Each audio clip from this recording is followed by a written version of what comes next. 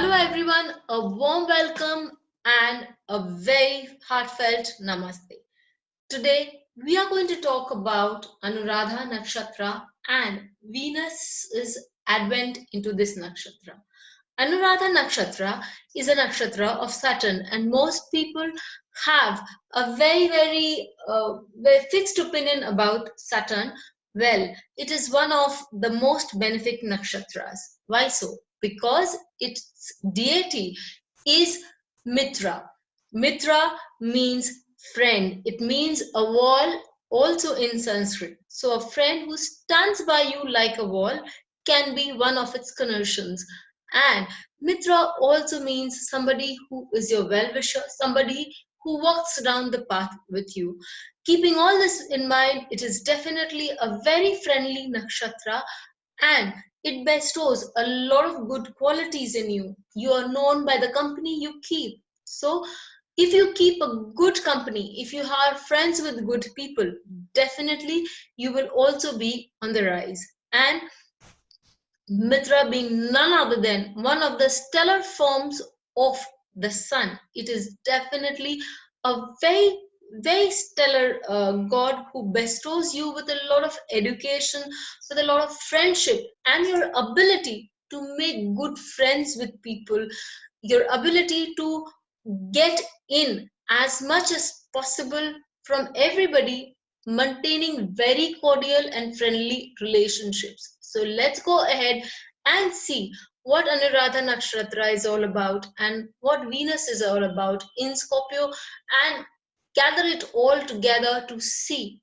what Venus's movement into this nakshatra has to say for each lagna.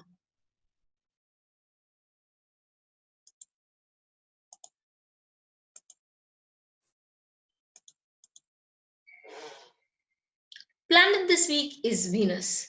Venus moves in Anuradha Pada 1 from 5th January 2016 to 17th January 2019.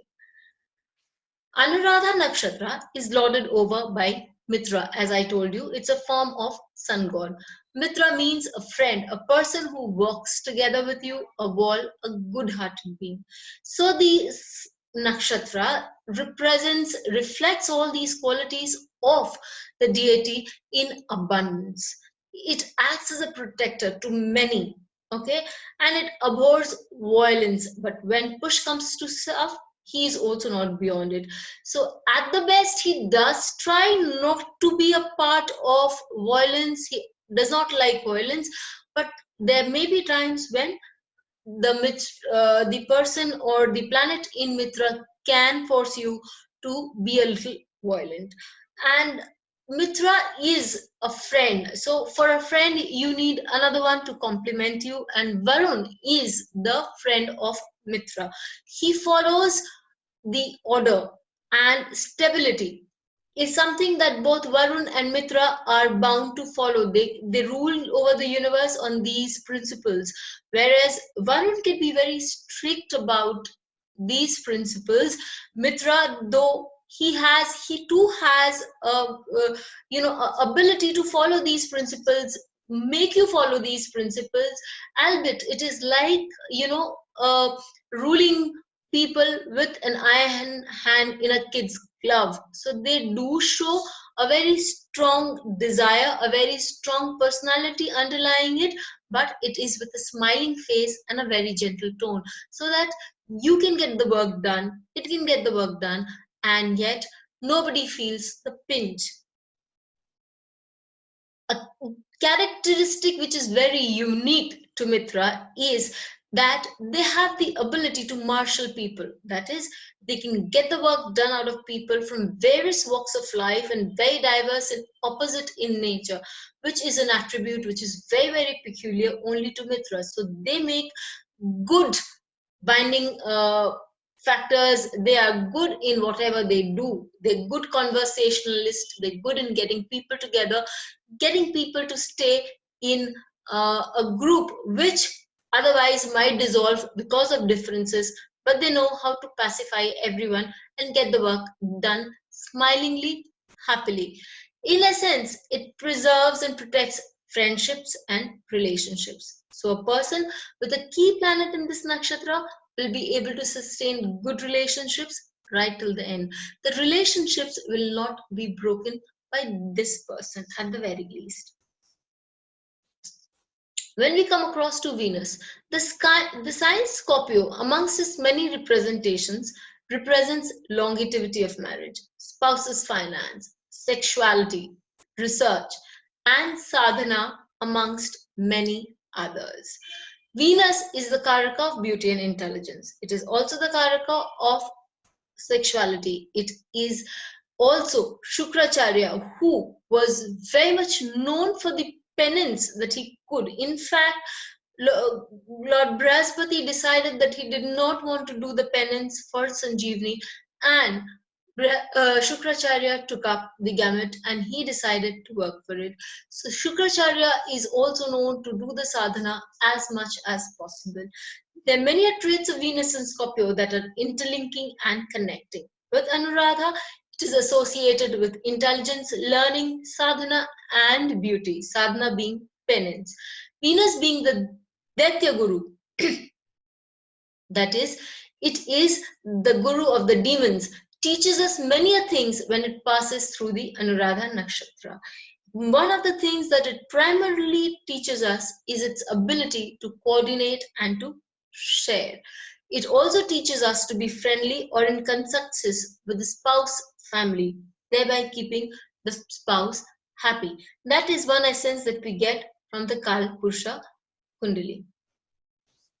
So, what is Venus in Anuradha Nakshatra? For the Aries Lagna, Venus transiting the 8th house provides one with the ability to go deep into meditation or learning, as it also aspects the 2nd house of learning. It is a time when a person can view their marital status equanimously. That is, you can take a step back, realize where you stand, and can come to a decision. It is said that Venus in the 12th from any planet increases the value of the planet. With Venus in the 12th from so many planets in transit, the 9th house definitely does get a morale boost. So studies, especially higher education for the Aries Lagna, can be done very easily. However, it is also a time when you need to be cautious about your behavior and abstain from any promiscuity for a better tomorrow. When we are talking up the Taurus Lagna, it is a time when your service and your capabilities have a chance to be approved and be presented before the world. It is a time when you're cautioned to be polite and not go into a lot of discussion which can take a wrong turn if it is heated. We have to keep in view our own things to ourselves, professionally and personally, and we have to let the work that you're doing speak for itself, because this will help you in the future immensely.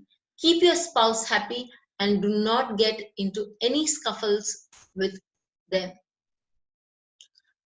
Venus in Anuradha Nakshatra for the Gemini Lagna. It is the 5th lord which is transiting the 6th house, and it is creating an opportunity for you regarding job due to your intelligence and hard work.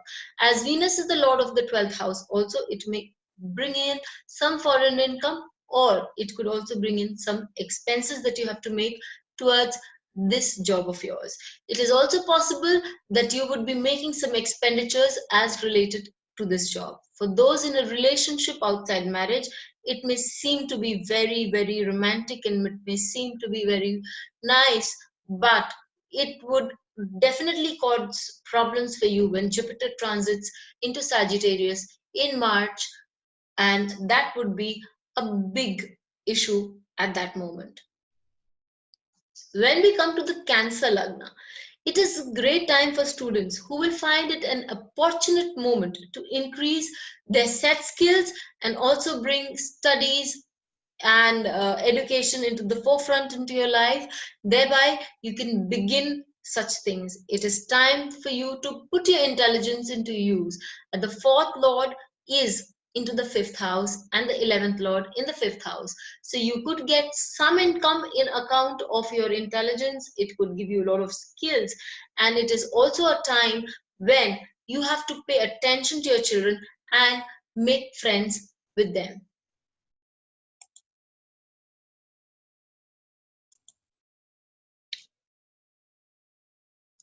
When we further move on to the Leo Lagna and see that the 3rd lord moves into the 4th house, it is a time for you to make structural efforts for home and security. If you plan to bring about changes in your home, smaller or otherwise, it would be a great time to do so. Taking up a passion as a formal study will give you benefits later on. There could be certain health issues with your mother, and it would do you good if you can take her to a doctor's for a health checkup. Your siblings could experience a boost in their income too. Coming on to Virgo. For the Virgo Lagna, the 2nd lord in the 3rd house indicates a need to move out and make friends who will be an asset in the long run. Making friends who are like-minded and helpful will be on the cards for you. You are in a position to get in your desires fulfilled, provided you know how to tap into that energy. You have the time to make friends and family members. So you need to now make time for your spouse also, so that they can feel loved and secured, and do so at the cost of spending some wasting time on useless communications or gadgets. Keep them aside. Give a feeling of love and affection to your spouse, because this will enhance your 9th house, bring in a lot of luck for you. Moving over to the Libra Lagna. The Lagna Lord goes in the 2nd house. It is a time when finance, yours and your spouse's, will be of utmost importance to you. You're likely to undergo some changes as regards your family. You may decide to step into some matters, as some counselor may be needed in the family issues, especially to resolve and get some work done.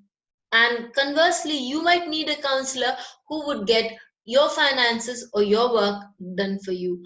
Your father-in-law may also need your help, and you would do better to help him. For the Scorpio Lagna, it is a time to make most of your pending work come to fructification. Well, the Dev Guru and the Daitya Guru are both there on your Lagna right now. So make yourself felt, be assertive, and it is a time when wise counsel and proper administration will lead you to finance, money, good money for that matter, and luxuries. And suddenly you may be surrounded by people who may feel that you need to advise them more. They need advice, counsel from you. So you might be in prominence for your um, good advice, for your ability to show people the path and to lead people to a better place. Travel is also on cards, and there is a definite chance of not just yours but your spouse's also increase in status. While we go on to the Sagittarius Lagna, the expenses are likely to go overboard, and they are more likely to spend on friends and also on healthcare. So it's a good time to take care of your health. Don't go into indulgence and create unnecessary problems for yourself. Moving on to the Capricorn Lagna. For the Capricorn Lagna, the Yoga Karaka makes a transit in the 11th house. As it is placed with the 12th and the 2nd Lord, you're likely to have a good earning while simultaneously undergoing a lavish spending. It is time for you to go into studies of occult, as it is a conjunction of your 5th and 12th Lord in the 11th house of research. So do not miss out on this opportunity of the 15-day window that you have been given or open, or more the entire Scorpio. If you have the time, do not miss out on this window. Do sit down, do study, and you will really benefit from it. There may be meeting of like-minded people, and the company of these people you will enjoy very thoroughly. When you come to the Aquarius Lagna, the Yoga Karaka transits the 10th house and the 2nd house with the 2nd and the 11th Lord. You're likely to be in the prime of your periods.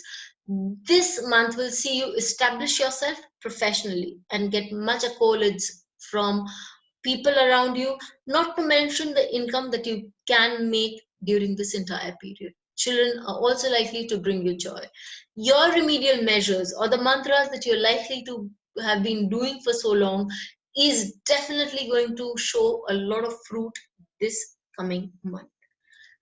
When we move on to the Pisces, we see that the 3rd and the 8th Lord conjoin at transit in the 9th house, and you already have your Lagna Lord in the 9th house.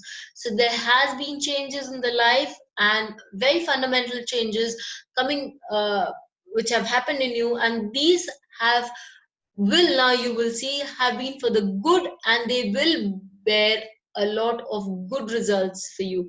You would see probably a lot of changes in the life of your siblings, all for good, and you're also likely to see your spouse, this family sharing some good news with you. So it is also a time when you need to heed the counsel of your siblings and your elders, and that could lead you to a lot of good things in life. So this calls on for the effect in all the 12 lagnas. Now let us see what the transit this week is.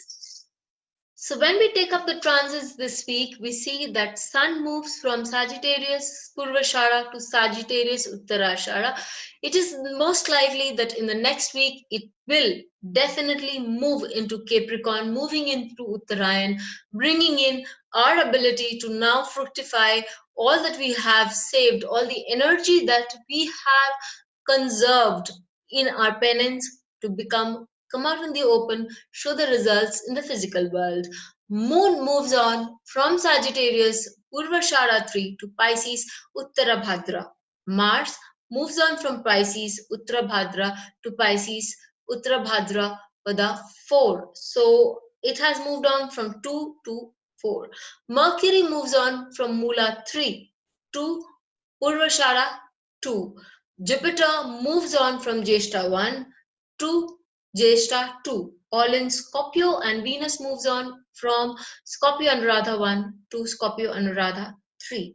Saturn moves on from Purvashara 2 to Purvashara 2 only, that is, it is transiting again at a slow pace, and Rahu and Ketu definitely remaining in Punarvasu and Uttarashara 4 and 2 respectively.